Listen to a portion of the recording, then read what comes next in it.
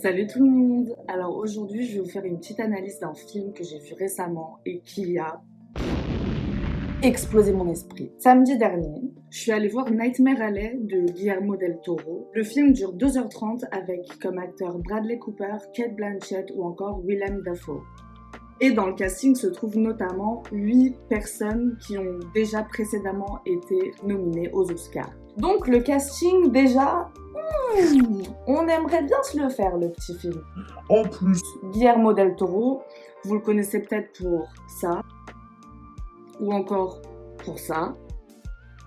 Bref, inutile de dire que le mec est un génie, il a clairement déjà tout prouvé au cinéma mondial, ce qu'il pouvait nous apporter, donc une raison de plus pour regarder ce merveilleux film. Nightmare Alley, qui est basé sur le bouquin au même nom de William Lindsay Gresham, est la deuxième rendition du film. Il y en a eu une qui a fait un peu un flop, je crois, en 1947. Je l'ai personnellement pas regardé, c'est ce que j'ai entendu dire du film. Ça raconte l'histoire de Stanislas Carlyle, qui est joué par Bradley Cooper, qui se retrouve parmi des forains. Il essaie de faire sa place entre eux, etc. Il tombe amoureux d'une fille qui s'appelle Molly, qui est jouée par Rooney Mara. Il va essayer de percer avec son propre spectacle de mentaliste. Sauf qu'il va faire la rencontre de Cate Blanchett, qui joue une psychologue totalement sexy, qui va essayer un peu d'analyser et de faire de la psychanalyse à Stan, du coup à Bradley Cooper. Donc bien évidemment, ils vont se rapprocher, mais bon, je vous laisse voir le film pour voir ça. Ce film retrace finalement la quête d'une vérité et d'un pouvoir par l'homme qui cherche son identité à travers l'argent qui régit la société aujourd'hui. Alors déjà, à propos du film, il faut d'abord savoir que le tournage a été prolongé à cause du Covid. Du coup, ils ont tourné des scènes avant, bam, Covid, et la fin des scènes après. C'est pour ça que le film, en gros, il aurait dû sortir plus tôt. Fun fact, apparemment, le rôle de Stan, du coup joué par Bradley Cooper, était initialement attribué à Leonardo DiCaprio, qui au début aurait dit oui dans les négociations, mais qui aurait finalement refusé. Et ce qui est marrant aussi, c'est que le rôle de Molly, du coup qui joue la copine de Bradley Cooper, aurait été potentiellement proposé à Jennifer Lawrence et Lady Gaga. Bon, ce qui est passionnant déjà avec ce film, c'est que dès d'entrée de jeu, le personnage principal met une bonne dizaine de minutes à lâcher sa première réplique. On voit tous ses interlocuteurs parler, sauf lui. Du coup, on est à bord de la Stan mobile.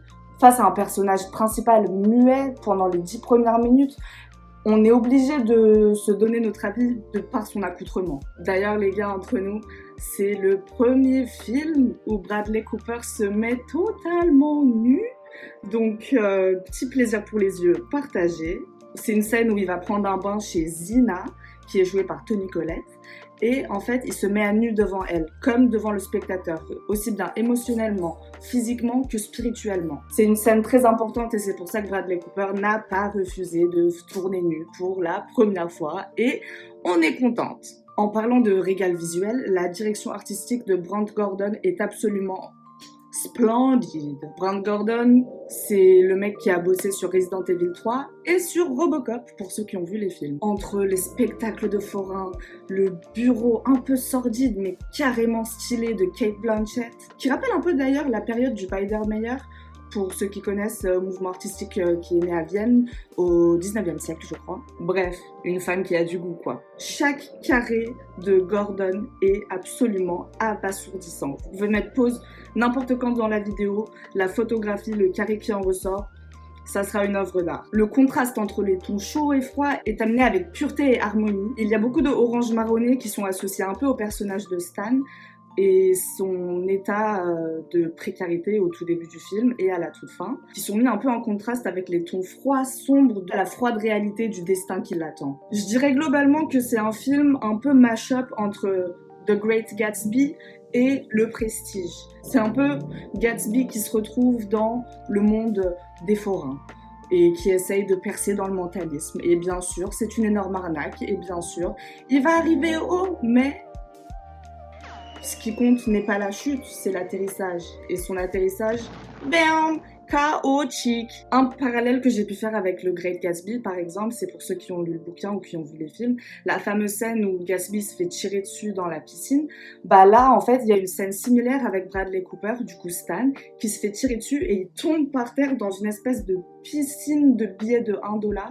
Sauf qu'en fait, Bon, il meurt pas, hein, mais c'est tout comme. Sauf qu'au lieu de nager dans une piscine, il nage dans une piscine de billets de 1 $, qui prouve encore une fois l'arnaque qu'il est. Ça représente un peu le début de sa descente en enfer, quoi. J'ai aussi fait dans ma tête un petit rapprochement avec La Bête humaine, je sais pas si ça vous parle d'Émile Zola, lorsque on voit Stan se faufiler entre des énormes wagons de train qui paraissent le juger, qui l'encercle lors d'une nuit sombre et froide, avec de la buée, neige et tout. Les trains sont hyper imposants et ils semblent narguer Stan, justement, qui est laissé comme une mini-fourmi à la recherche d'un endroit où s'échapper. Le parallèle que j'ai trouvé que je préfère, c'est celui avec The Shining.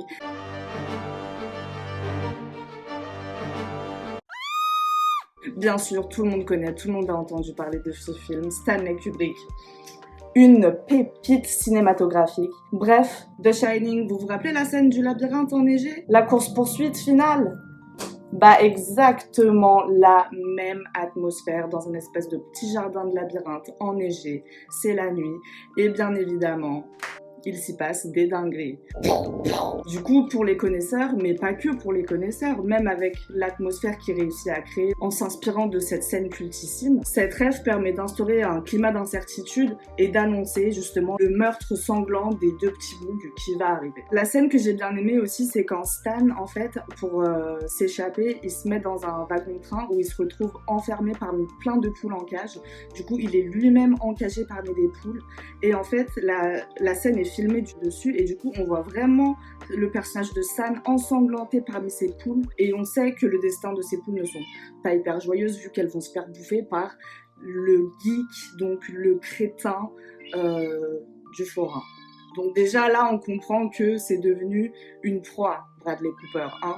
Plus que le vautour, là clairement c'est un petit ver de terre. Ça annonce aussi le fait qu'il va se faire bouffer par son propre jeu, il est devenu jouet à son propre jeu, il s'est perdu dans son cheminement, il revient à la case départ de crétin.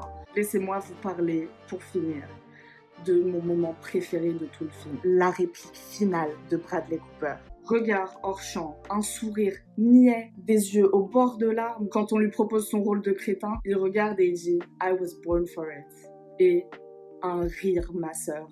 Un rire glaçant qui dure une bonne trentaine de secondes et qui est encore plus amplifié par l'absence de bande-son complémentaire.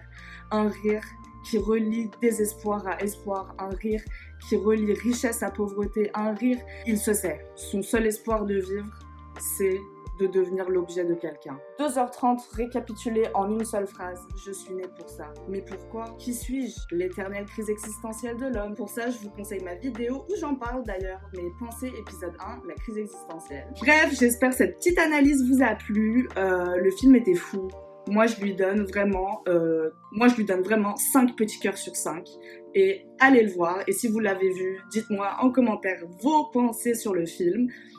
À la prochaine!